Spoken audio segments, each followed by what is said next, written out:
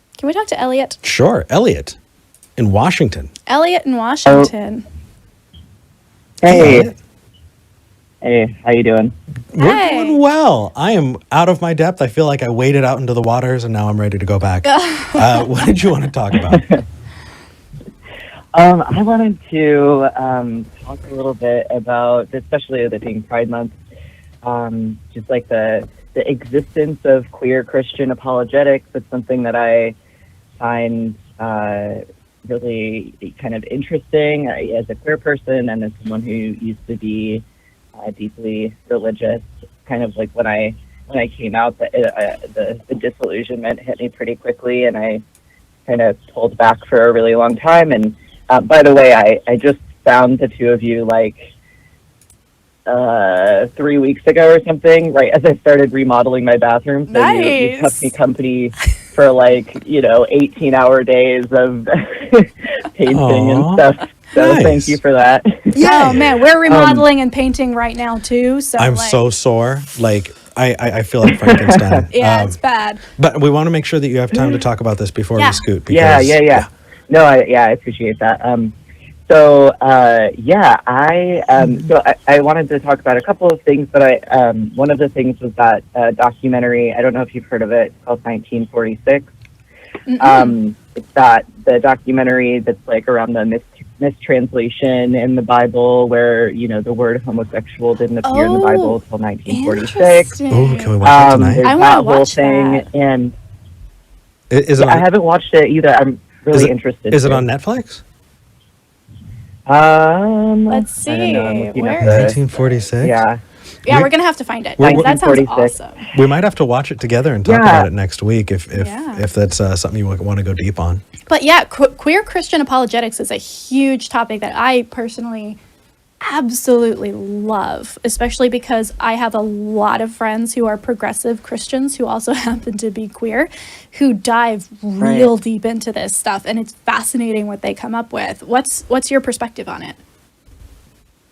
Oh, I feel like I feel like I get it, and I'm kind of confused by it at the same time. Mm-hmm. I feel like confused as to why folks would go. It just feels like that same kind of like make the Bible say what you want it to say sort of thing.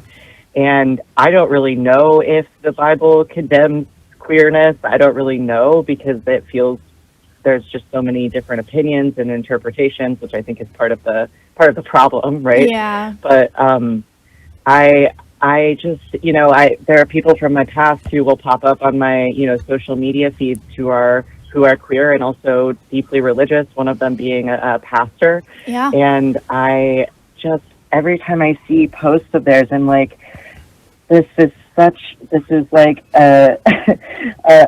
religion has been such a tool used to oppress us, and I feel so, like, I don't know, it just kind of does feel mind-boggling, and I guess I wanted to just get your take on it. I assumed that it's something that you've thought a lot about, and so... Absolutely. This is my bread and butter, and I'm so sad that you called in, that we got to you so late. You didn't call in late. We got to you late. That's on us. So, okay, here we go. Here's my thought, and this is me taking the God belief part out for a moment, because we will always disagree on that if you are a Christian, right? But as far as a cultural movement, as far as, like you said, a tool, in the same way that in the other week we had a conversation about whether owning a gun was immoral. And my point there was that a tool cannot be moral or immoral. A tool is just a thing that you use to an end. If the end is to harm, that is bad, but that doesn't make the tool inherently bad. That makes you using the tool bad. If it promotes health or safety or, enjoyment without harm, cool. That's a good tool, or a tool that does good in certain contexts. If we are going to allow Christians of every denomination, I say, as though we have a choice.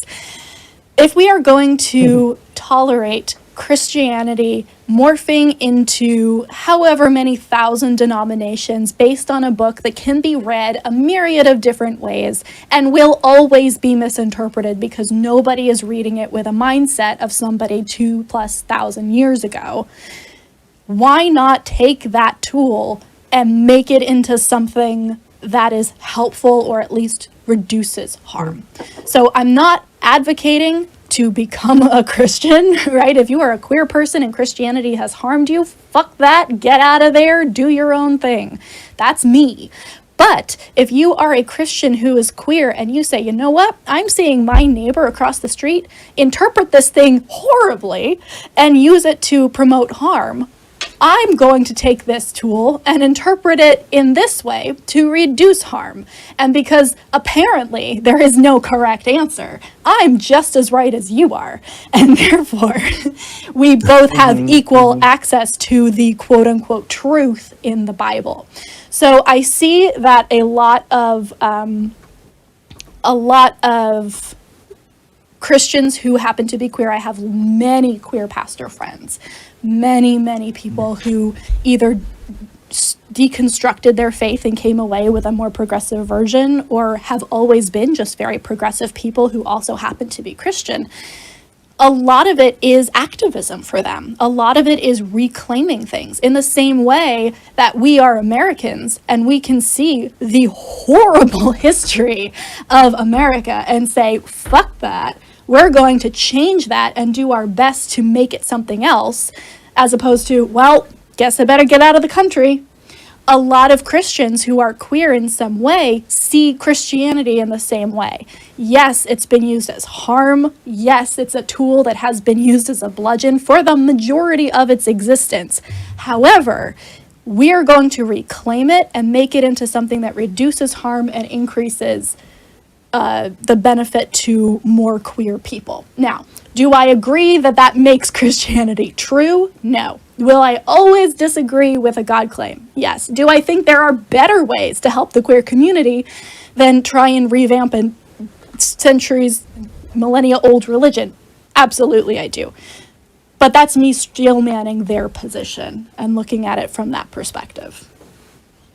And I just want to voice the angry part of it. Yes, go for it. I was way too forgiving. You were way too forgiving. Yeah. Knock them down. So here's the pissed off I'm piece. there with you.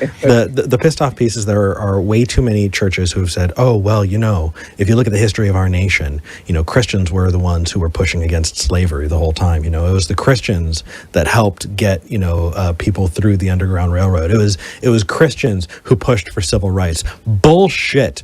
Cheers to the people who have the empathy and, you know, the moral fortitude to say, hey, this is wrong. I think that it's an incredible show of ability that they can flex hard enough that they can include the inclusiveness into what has been used for hatred and bigotry and the justification for violence for generations. The fact that they're doing it at least means that the world that we're in is a better place because there's more empathy and integrity there, but that does not mean that you get to rewrite history and say that it's always been that way. Exactly. While that's the case, while these things are changing, and while we're happy to see that we're living in a world with more empathy and more kindness, that does not absolve the terrible behavior that's been done in the name of those religions. Not on all of them, but you cannot whitewash away the fact that it's happened, and you cannot whitewash away the fact that there's still that is still a part of that history. You don't get to pretend it doesn't exist, and you don't get to pretend that those people are necessarily wrong. It just means that you're doing an extra backflip, which we like, but it's an extra backflip added onto something that we still agree is wrong. Damn. Yeah, I I'm feel just you. like ready to like raise my hand and like go with you there. That said, Elliot, thank you so much for calling in. Elliot, call back. Yeah. This is an awesome conversation. I would love to keep having it. I definitely will. There are so many things I want to talk about with the two of you. Another one, just as a little, next time I call, I want to talk about the way that queer culture has really embraced things like astrology, tarot, numerology, all of that. So I feel really interested in that. I want to hear V's your your thoughts on person. that. I am, too. yes, absolutely. And then V will be the nice person, and I can be the angry person again. Oh, no. We're on the same page about that. I am so excited, Elliot. Definitely call back. Take care. Bye. Okay. Absolutely. Well, take care. Thank you. Thank you. I want to read the live chats. I know that we're coming up on time, but I really, really want to read the live chats. Yes, please. So let's scoot up. I don't know if we're going to be able to do this every time, but hey, everybody, we're monetized. We can take live chats, and that's incredible. We don't know what to do about it. We're freaking out. And so I know. So it's not fair that we're not going to be able to take the time and read them. You know, and I don't know how we're going to do it in the future, but let's do this today. Yeah. Absolutely. Oh, we will always.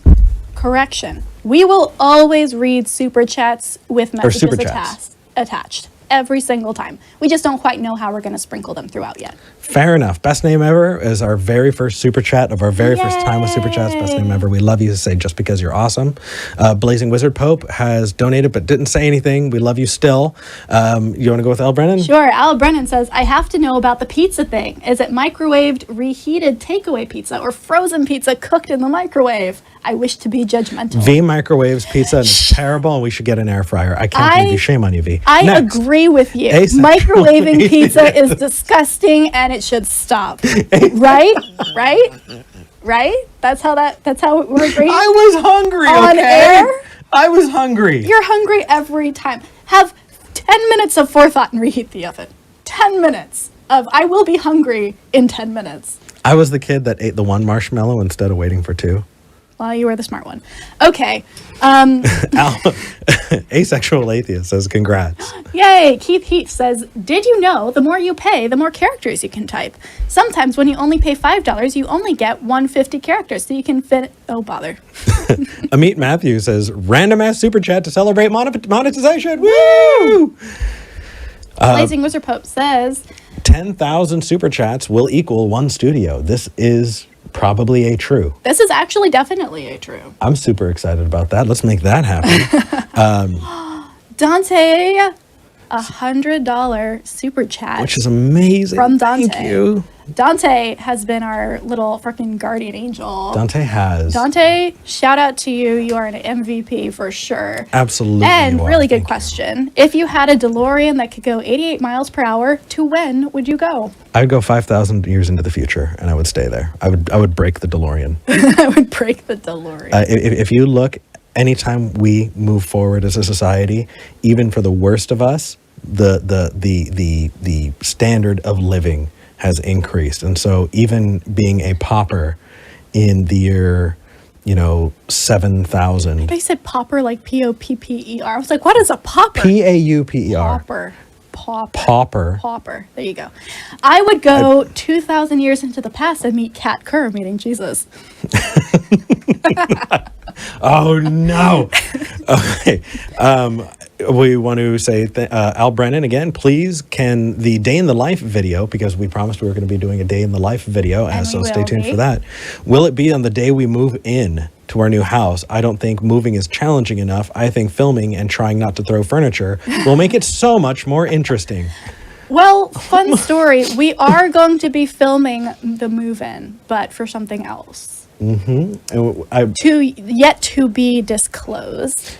But right now, I've got to tell you, I'm yesterday after last Sunday, I just cried. Like we're burning the candle at both ends. We're trying our absolute best. We want to get that day in the life video out to you as soon as possible. It's just we got to work on making it happen in a way that's not going to cause Eric to. One thing might be attack. Show like a first couple of days, like a first week in the new house, just like making breakfast. That means I have to wear clothes. That's true. All right. Grumpy Old Man says, never stop being you. Much love to you both. Much $50. love back. Thank Yay. you. Daniel Browning says, you guys are the best. Come to Portland. Hell yeah, we will. Oh, we're coming to Portland one way or another. And Nytheria says, down with microwaves. And up with air fryers. We're going to hop over to Discord. So if you want to continue talking with us, feel free to come over there. If thank you so much for your Discord will be in the chat. We don't have the link on our end. We're going to have it up by next week. Thank you so much for your support. Again, if you want to support us, we do have a Patreon. If you go to tiny.cc/donate to SG, it's been amazing. Also, we are working on building that studio and equipment, and we're finding that there's lots of stuff that we need that we just don't have. Like, we're figuring it out. I mean, hell, we need a good wireless router, and forgot about that. You know, Forgot the wireless router. Yeah, we needed the chair. Forgot about that. I mean, foam and just so many. And you know, there are people who are just like, well, we don't want to wait for you to buy it. So show us the list of things that you're getting, and that is the tiny.cc/ what is it? SG wish list. SG wish list. That's the link to that. Fast. But we are over time. So until next time. If it looks like a duck and it smells like a duck, you should probably go see a doctor. Wait, that's not even how that goes.